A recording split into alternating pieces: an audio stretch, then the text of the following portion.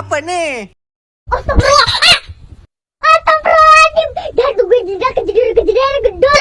Astagfirullahaladzim. Kamu ini berdosa banget.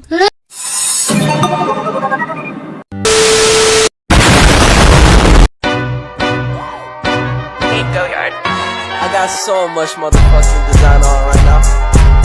Break it down, bring it back, make it clap. I got 3 old thoughts, new block, where that damn bitches on my line, and you know they come straight. Assalamualaikum warahmatullahi wabarakatuh. Perkenalkan, nama saya Fatimatuz Zahra, Prodi Pendidikan Agama Islam, Fakultas Tarbiyah.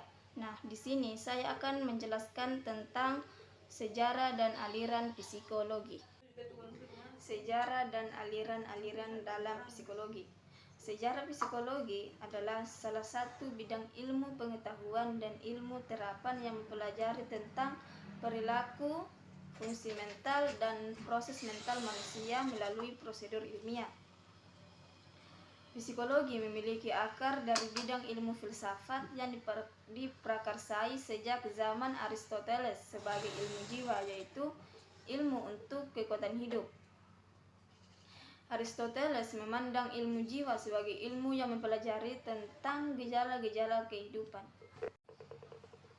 Psikologi baru tercipta sebagai ilmu sejak tahun 1800-an, yaitu ketika Wilhelm Wundt mendirikan laboratorium psikologi pertama di Universitas Leipzig di Jerman.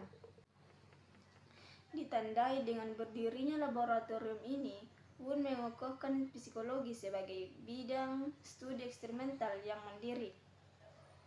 Meskipun metode ilmiah untuk lebih memahami manusia belum terlalu memadai, dengan berdirinya laboratorium ini, maka lengkaplah syarat untuk menjadikan psikologi sebagai ilmu pengetahuan. Dengan demikian, tahun berdirinya laboratorium Wundt diakui pula sebagai tanggal berdirinya psikologi sebagai ilmu pengetahuan. Nah, adapun aliran-aliran dalam psikologi. Aliran-aliran dalam psikologi timbul karena para ahli psikologi mengembangkan sistematika dan metode-metodenya sendiri. Nah, dalam aliran-aliran tersebut mengajukan teori masing-masing, banyak diantaranya menjadi dasar dan teori psikologi modern masa kini. Yang pertama ada aliran strukturalisme dan fungsionalisme. Nah, aliran strukturalisme ini dipelopori oleh Wilhelm Wundt, pendiri laboratorium psikologi pertama dengan metode introspeksi. Dan strukturalisme ini fokus kepada penyelidikan tentang struktur kejiwaan kemanusiaan. Sementara aliran fungsionalisme ini dipelopori oleh William James. Nah, dia lebih mengutamakan fungsi atau kegunaan jiwa. Jadi kalau kita analogikan dalam sebuah rumah, strukturalisme itu akan lebih melihat, oh rumah itu seperti apa saja sih? Jadi ada pintu, jendela, atap, teras, dan sebagainya.